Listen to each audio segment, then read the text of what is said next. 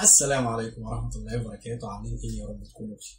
النهاردة هنتكلم عن الناونز، الأسماء.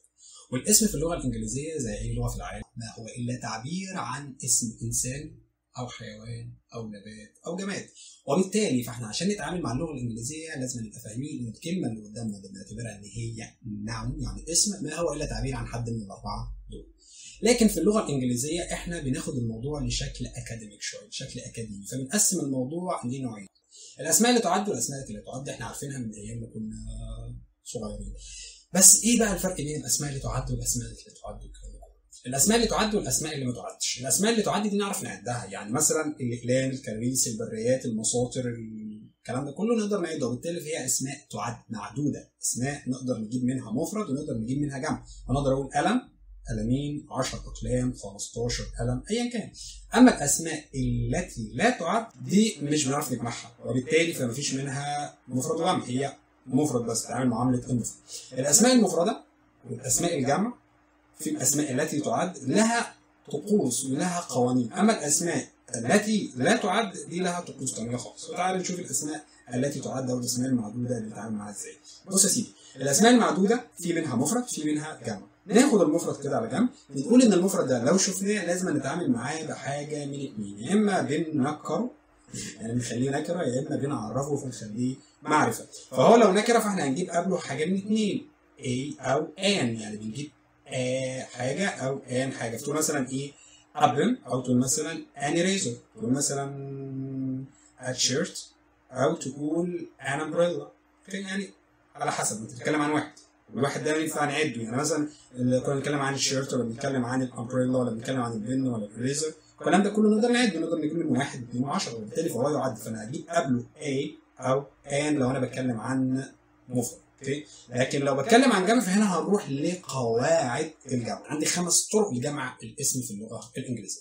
اول حاجه يا سيدي، لو كان الاسم اللي قدامي ده منتهي بالسي اتش او اس اتش او اكس او او او اس، في الحاله ديت انا هزود اي اس. فتلاقي مثلا زي كلمه واتش، ساعه، مش واتش يشاهد، لا واتش ساعه. في الحاله ديت اجمعها تبقى واتشز باضافه الاي اس. طيب لو لقيت كلمه منتهيه بالاس اتش زي كلمه مثلا لاش اللي هو الرمش، فانا هتبقى لاشز فهتبقى اي اس. لو لقيت كلمه مثلا منتهيه بحرف الاو زي كلمه توماتو، بوتيتو، فانا هنا هزود اي اس. لقيت كلمه مثلا منتهيه بحرف الاكس زي كلمه بوكس، اوكي، فوكس، فانا هنا هزود لها اي اس. لقيت كلمه مثلا منتهيه بالاس، لقيت كلمه مثلا زي كلمه باس، اتوبيس، منتهيه بالاس، فانا هزود لها اي اس. وبالتالي فالخمسه دول انا لما اجي اتعامل معاهم باضافه الاي اس. دي قاعده. في عندي قاعده ثانيه، لو لقيت الاسم منتهي باف او اف اي زي كلمه مثلا وايف، زوجه، زي كلمه مثلا سيلف، نفس، في الحاله ديت انا هشيل الاف خالص واحط مكانها في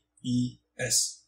اوكي، طيب القاعده الثالثه، لو لقيت الاسم اللي قدامي ده منتهي بحرف الواي وكان قبل الواي حرف كونسونس، حرف ساكن مش حرف متحرك. يعني عندي مثلا كلمه زي كلمه كاندي، كاندي حلوى، اخرها واي بس قبل الواي في حرف الدي، ودي ده حرف كونسونت يعني حرف ساكن، فانا في الحاله دي هشيل الواي واحط اي اي اس، دي كانديز. عندي مثلا كلمه زي كلمه كونتري، كونتري يعني دوله، اخرها واي وقبل الواي في حرف الار، والار كونسونت، اشيل الواي واحط مكانها اي اي اس. اوكي، لكن لو لقيت مثلا كلمه منتهيه بالواي بس الواي ده مش قبلها كونسونت، مش هينفع اشيل الواي واحط اي اي اس. زي كلمه بوي، ولد، الولد ده اخره واي لكن قبل الواي في او، والاو ده فول، فانا مش هينفع اقول بويز باضافه الاي اي اس، لا انا هضيف اس بس. اوكي، في قاعده ثانيه اللي هي قاعده الجمع، بس جمع الكلمات الشاذه. يعني هنا هي مالهاش قاعده، معنى صح هي كلمات بتحفظ كده، بتنجمع كلمه كده. مثلا زي كلمه شيب، خروف، هو جمعها شيب زي ما هي، خروف مش شيبس. في عندي مثلا فيش، سمكه، تبقى فيش زي ما هي. في عندي مثلا كلمه زي كلمه ماوس اللي هو الفورس، تبقى مايس. كده مثلا زي كلمه تاس تبقى تيس. كده مثلا زي كلمه فوت تبقى فيت. هي بتتحفظ كده، اسمها جمع شواذ.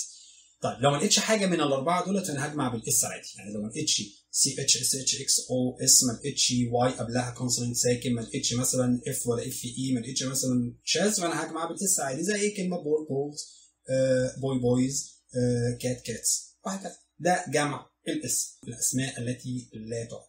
في الحاله اللي انا هشوف فيها اسم لا يعد مش هينفع اتعامل معاه زي ما كنت بتعامل مع الكاونتابل ناونز، الاسماء التي تعد. امال ايه؟ هنا هتعامل معاه معامله مفرد.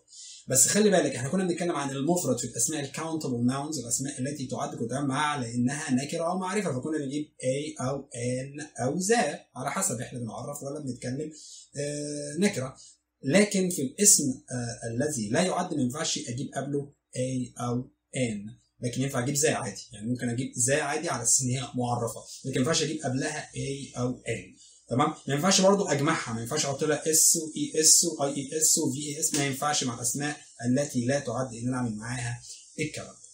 وفي النهايه اتمنى يا رب الحلقه تكون عجبتك واكون وصلت لك معلومه جديده او على الاقل اكدت لك معلومه قديمه، ولو ده تم بالفعل ما تنساش اللايك والشير والسبسكرايب. طبعا لو عندك اي استفسار او سؤال سيبوا لي تحت في كومنت وارد لك عليه في اسرع وقت باذن الله. كمان هسيب لك تحت الفيديو ده مجموعه اكسرسايزز كتير، تمارين كتير، يلا اشتغل عليها كده ووريني، ولو في اي مشكله قابلتك ابعت لي وهرد عليك على طول. بشوفك في حلقه جديده.